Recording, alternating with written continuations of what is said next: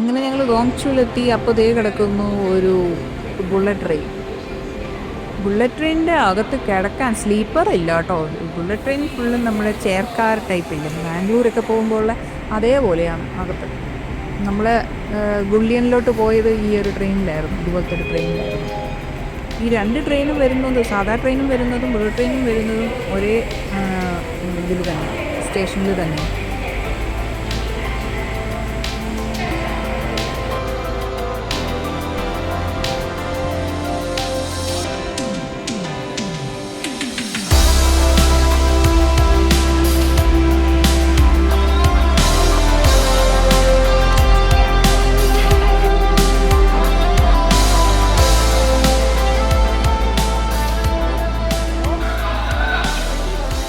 പിന്നെ അവിടെ ടാക്സി നമ്മൾ ബുക്ക് ചെയ്തു. നമ്മുടെ ഊബറൊക്കെ പോലെ അവിടുത്തെ ടാക്സി ഉണ്ട്. അപ്പം അത് വിളിച്ച് അങ്ങനെ ഞങ്ങൾ ഹോട്ടലിലോട്ട് പോയി. DD എന്നാണ് ആ ആപ്പിൻ്റെ പേര്.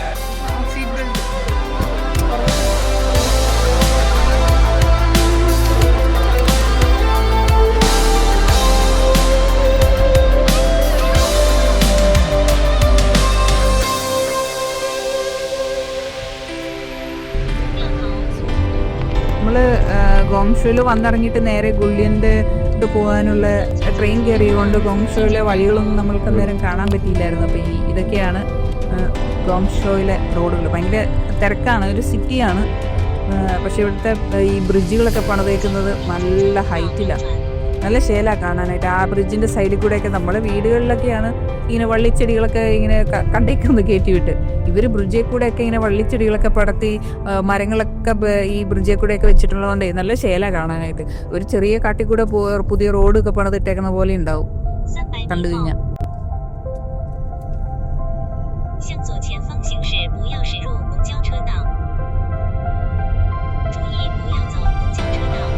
ചൈനയ്ക്ക് ക്യാമറയ്ക്ക് ഒരു പഞ്ഞവും ഇല്ല, എവിടെ നോക്കിയാലും ക്യാമറ. ഇവർക്ക് റെഡ് കളറിനോട് ഒരു പ്രത്യേക ഒരു താല്പര്യമാണ്. പക്ഷെ ഇവരുടെ ഡ്രസ്സിങ്ങിലൊന്നും റെഡ് കാണുന്നില്ല. ബിൽഡിങ്ങിൽ ഈ തോരണങ്ങളും അവരുടെ ഡെക്കറേഷനും അങ്ങനെയുള്ളതെല്ലാം റെഡിലാണ് കൂടുതലും.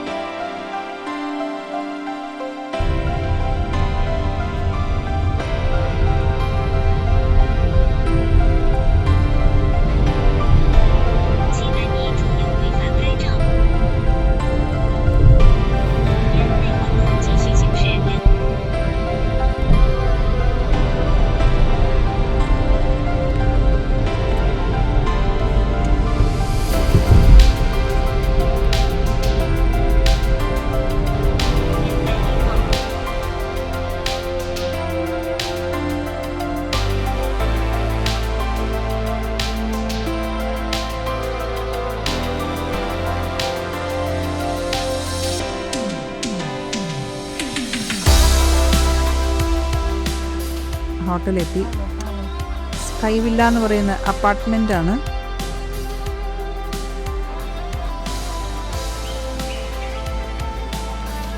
ഇത് ഞങ്ങൾ രാവിലെ ഇറങ്ങിയപ്പോഴത്തേനും ഒരു ഷോപ്പിൽ ഭയങ്കര തിരക്കായിരുന്നു.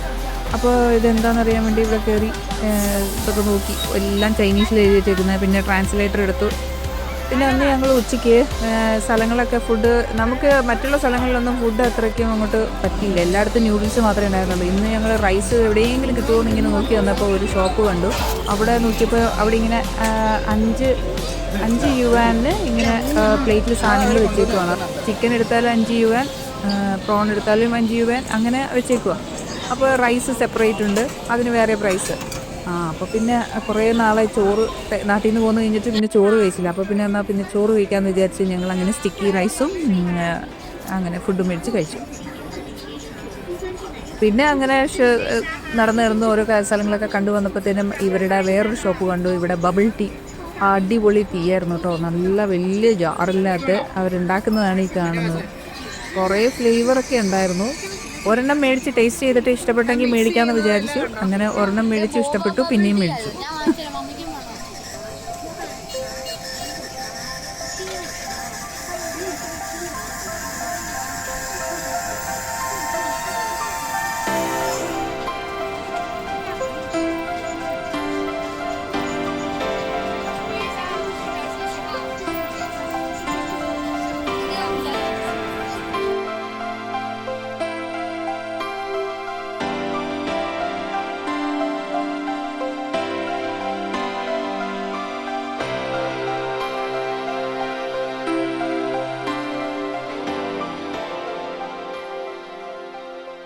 അപ്പോൾ ഇതാണ് നമ്മുടെ റൂം.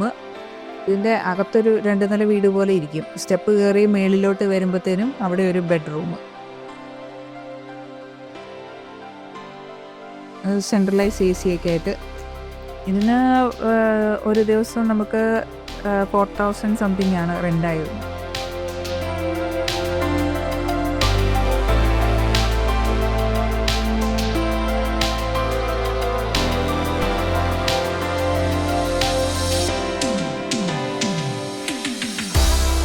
ഇത് റൂമിൻ്റെ പുറത്തോട്ട് നോക്കിക്കഴിഞ്ഞാൽ കാണുന്ന കേട്ടോ മുഴുവൻ ഫ്ലാറ്റുകളൊക്കെ, ഓപ്പോസിറ്റ് മുഴുവൻ വലിയ ബിൽഡിങ്ങുകൾ മാത്രമേ കാണാനുള്ളൂ.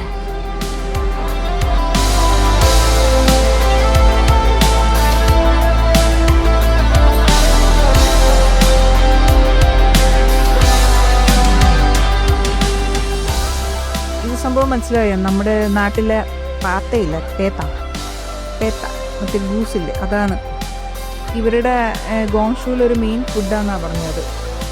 പിന്നെ ഇവിടെ വേറൊരു കാര്യം ഞങ്ങൾക്ക് മനസ്സിലായെന്താണെന്ന് വെച്ച് കഴിഞ്ഞാൽ, നമ്മളിപ്പോൾ വെജിറ്റേറിയൻ ആണെന്ന് പറഞ്ഞ് വെജിറ്റേറിയൻ നമ്മൾ കഴിക്കാനായിട്ട് ഓർഡർ ചെയ്താലും ഇല്ലേ, അതിൻ്റെ മേളിലൊക്കെ ബീഫിൻ്റെയും ഫിഷിൻ്റെയോ എന്തെങ്കിലുമൊക്കെ ഒരു പൊടികളുണ്ടാവും.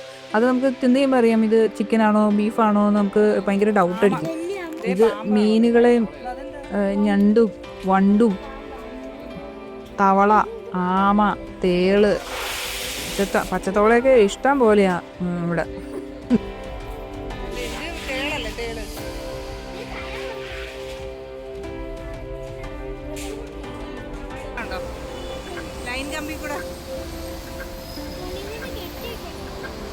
അതെ, ഇതൊരു അടിപൊളി ഇതായിരുന്നു കേട്ടോ. ഈ സിഗ്നലിൻ്റെ അവിടെ ബ്ലോക്ക് വന്നപ്പോഴത്തേനും വണ്ടികൾ അവരുടെ 2 വീലേഴ്സ് അങ്ങോട്ടും ഇങ്ങോട്ടും പോകാനായിട്ട്, കാരണം ഇവർക്കൊരു ചെറിയ റോട്ടിൽ കൂടെ വേണമല്ലോ ഇത് കൊണ്ടുപോകാനായിട്ട്. മെയിൻ റോട്ടിലൊന്നും വണ്ടി ഈ സൈക്കിളും ഈ ഇലക്ട്രിക് സ്കൂട്ടറുകളും ഒന്നും കയറ്റാൻ പറ്റില്ല.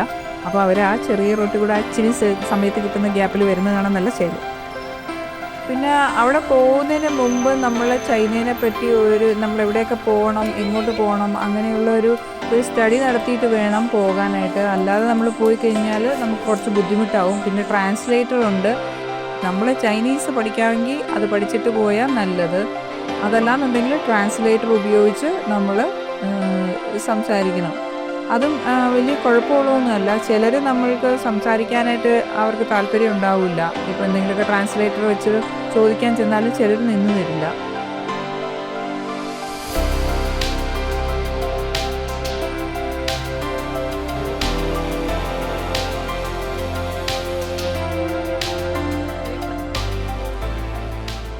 ചൈനയെ പറ്റി പറയുവാണെങ്കിൽ അവിടെ മെട്രോ സ്റ്റേഷനിൽ വെച്ചിട്ടും ഞങ്ങൾക്ക് ഇതുപോലെ തന്നെ ഞങ്ങൾ കുറേ പേരുടെ അടുത്ത് നിന്ന് ചോദിച്ചു, ഇങ്ങനെ കയറാനുള്ള ട്രെയിനിൻ്റെ കാര്യങ്ങളൊക്കെ ചോദിച്ചപ്പോഴും മെട്രോ സ്റ്റേഷനിൽ ചെന്നു. അപ്പോൾ അവിടെ കോയിൻ എടുക്കണം. നമ്മൾ ടിക്കറ്റൊന്നുമല്ല, എന്തോ ഒരു കോയിൻ എടുക്കും. ആ കോയിൻ ഇട്ടിട്ടാണ് എല്ലാവരും പോകുന്നത് ഞങ്ങൾ കണ്ടത്. അപ്പോൾ ഇതെവിടെ നിന്ന് കോയിൻ കിട്ടും, ഇത് എവിടെ നിന്ന് എടുക്കേണ്ടതെന്നൊക്കെ ഞങ്ങളിങ്ങനെ വണ്ടറടിച്ച് നിൽക്കുമായിരുന്നു. അത് ചോദിച്ചിട്ട് അവിടുത്തെ സെക്യൂരിറ്റിക്ക് പോലും അതിനെ പറ്റിയിട്ട് പറയാൻ അറിയില്ല.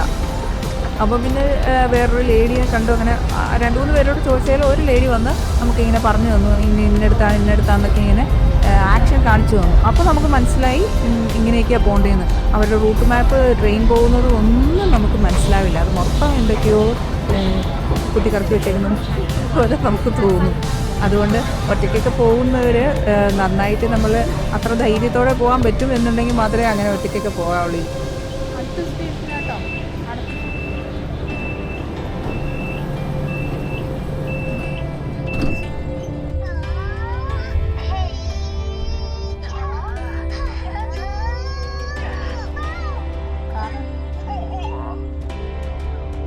പിന്നെ അവിടെ നമ്മൾ കാണാൻ പോയത് കാൻഡൻ ടവർ. അത് 600 മീറ്ററാണ് ഈ കാൻഡൻ ടവറിൻ്റെ നീളം. നൈറ്റ് ഫുള്ള് ഈ LED ലൈറ്റുകൾ ഇങ്ങനെ പല പല പല കളറുകളിൽ ഇങ്ങനെ വന്നുകൊണ്ടിരിക്കും.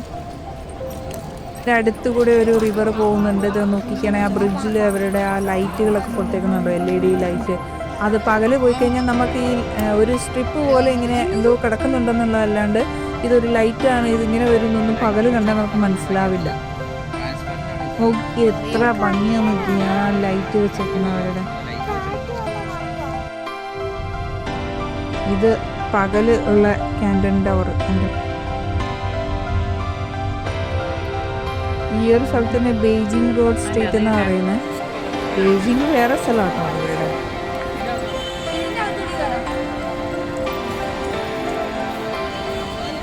പക്ഷേ ഈ ഗോങ്ഷൂവിൽ ഇങ്ങനെ ഒരു പേരുള്ളൊരു സ്ഥലമുണ്ട്, ഒരു സ്ട്രീറ്റാട്ടോ. അതിൻ്റെ അകത്ത് നോക്കിക്ക് ഫ്ലവേഴ്സൊക്കെ വെച്ചിരിക്കുന്നുണ്ട്. ഹായ്, നല്ല ശൈലി കാണാനായിട്ട്. ഫ്രഷ് ഫ്ലവറാണ്, അത് കളറൊക്കെ ചെയ്ത് വെച്ചേക്കുക. പിന്നെ ഞങ്ങൾ അവിടെ നിന്ന് ഒരു ഫോൺ വാങ്ങിച്ചു. ഒരു 4000 രൂപ വ്യത്യാസം ഉണ്ടായിരുന്നൊരു ഫോണിന്. അത് കാരണം ഞങ്ങൾ അവിടെ നിന്നൊരു മൊബൈൽ ഫോൺ വാങ്ങിച്ചു. മീയുടെ മൊബൈൽ ഫോൺ, പിന്നെ ഒരു മീയുടെ ഒരു സ്റ്റീമറും മേടിച്ചു. അതും ഭയങ്കര ചീപ്പായിരുന്നു.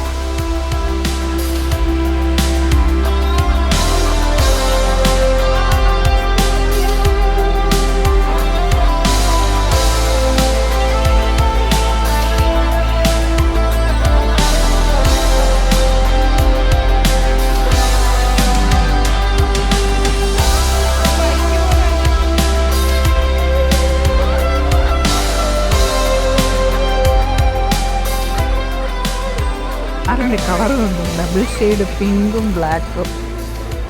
പിന്നെ മീയുടെ കാറ് കാണാൻ വേണ്ടിയിട്ട് കയറി. അവിടെ ഒരു ഷോറൂമിൽ നല്ല സെയിലുണ്ടായിരുന്നു കാണാനായിട്ട്. ഒമ്പവും അടിപൊളി കാറാട്ടോ കാണാനായിട്ട്. അത് പച്ചയും നീലയും മഞ്ഞയും കളറുകളൊക്കെ നല്ല ശേലായിരുന്നു കാണാൻ.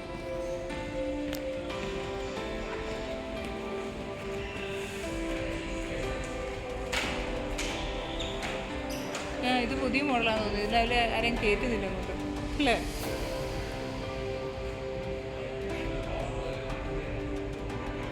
നല്ല വീലൊക്കെ ഉണ്ടോ?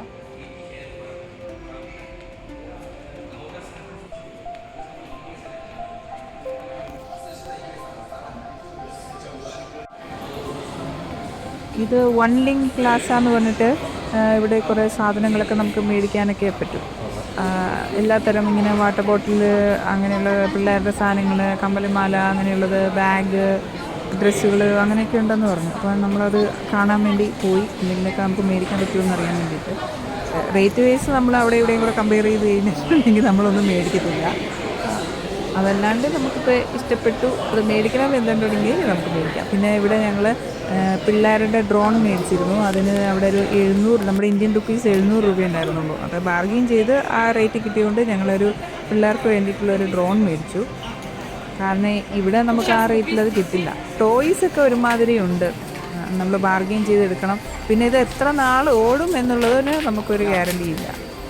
പിന്നെ കുറേ ഫാനിൻ്റെ കയ്യിൽ പിടിക്കുന്ന കുറേ ചൈനീസ് ഫാനുകളൊക്കെ ഉണ്ടായിരുന്നു. അതും നമുക്കിവിടെ ഓൺലൈനിൽ ഇപ്പോൾ ഒരുമാതിരി എല്ലാ സാധനങ്ങളും കിട്ടുന്നതുകൊണ്ട് റേറ്റ് നോക്കുമ്പോൾ അവിടുത്തെ ആയിട്ട് നമുക്ക് വലിയ വ്യത്യാസം തോന്നുന്നുണ്ടായിരുന്നില്ല. അവർ പറയുന്നത് എന്താണെന്ന് വെച്ച് കഴിഞ്ഞാൽ, നമ്മൾക്ക് ചൈനയിൽ ഹോൾസെയിലായിട്ട് നമ്മൾ പർച്ചേസ് ചെയ്യുവാണെങ്കിൽ അതാണ് ഏറ്റവും നല്ലത്. അതിന് നമുക്ക് ഭയങ്കര ചീപ്പായിട്ട് സാധനങ്ങൾ കിട്ടും. അതല്ലാണ്ട് റീറ്റെയിൽ വൈസ് നോക്കുവാണെങ്കിൽ നമ്മുടെ നാട്ടിൽ നമ്മൾ മേടിക്കുന്നതൊക്കെ ആ റേറ്റ് തന്നെയാണ് അവിടെയും വരുന്നത്. ഇതാണ് നമ്മുടെ നാട്ടിൽ അത്യാവശ്യമായിട്ട് വേണ്ട ഒരു സാധനം. ബസ്സിൽ കയറുമ്പോഴാണെങ്കിലും വേറെ കടകളിൽ ചെന്നാലും. ഇത് കണ്ടോ, അംബ്രല ഡ്രയർ. അതായത് മഴ പെയ്യുമ്പോൾ അംബ്രല കൊണ്ടുവന്ന് ഇതിൻ്റെ അകത്തങ്ങോട്ട് വെച്ച് ഒന്ന് തുടയ്ക്കും. അപ്പോൾ അതിൻ്റെ അകത്തൊരു ചെറിയ കാറ്റ് വരുന്നുണ്ട്, ഒരു ഹീറ്റായിട്ടുള്ളൊരു കാറ്റ്.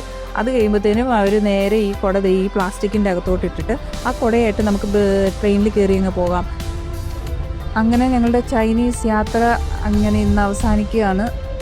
ഇപ്പോൾ ഇനി എന്നാണ് ചൈനയിലെ ബാക്കി സ്ഥലങ്ങൾ കാണാൻ പറ്റുകയെന്നറിയില്ല.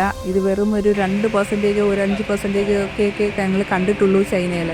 ഇനിയും കിടക്കുന്നു കുറേ സ്ഥലങ്ങൾ കാണാനായിട്ട്. അതൊക്കെ ഇന്ന് കാണാൻ പറ്റുമെന്നറിയില്ല. എന്തെങ്കിലും കാണാൻ വരാൻ പറ്റുമെങ്കിൽ സാധിക്കട്ടെ എന്ന് വിചാരിക്കുന്നു. അപ്പോൾ അങ്ങനെ എല്ലാവരും വീഡിയോ കാണുക. പറ്റുന്നവരൊക്കെ ചൈനയിൽ അവസരം കിട്ടുമ്പോൾ ചൈനയും ഒന്ന് പോയി കാണുക. നാട്ടിലോട്ട് പോകാനായിട്ട് എയർപോർട്ടിലോട്ട് പോയിക്കൊണ്ടിരിക്കുക. തിരിച്ചും നമുക്ക് വിയറ്റ്നാമിൽ വന്നിട്ട് 10 മണിക്കൂറുണ്ടായിരുന്നു. ഇരുന്നും കിടന്നും നടന്നും കുറേ നേരം അങ്ങനെ. ഓൾറെഡി എല്ലാവരും ടയേർഡായി. പിന്നെ രാത്രിയായപ്പോൾ ഉറക്കം വന്നു. അതിൻ്റെ കൂടെ ഫ്ലൈറ്റ് പിന്നെയും ഡിലേ ആയിരുന്നു. 2 മണിക്കൂറോളം പിന്നെയും ഡിലേ ആയി. അങ്ങനെ ഒരുവിധം 10-12 മണിക്കൂർ ഒന്ന് തള്ളി നീക്കി. Okay, by.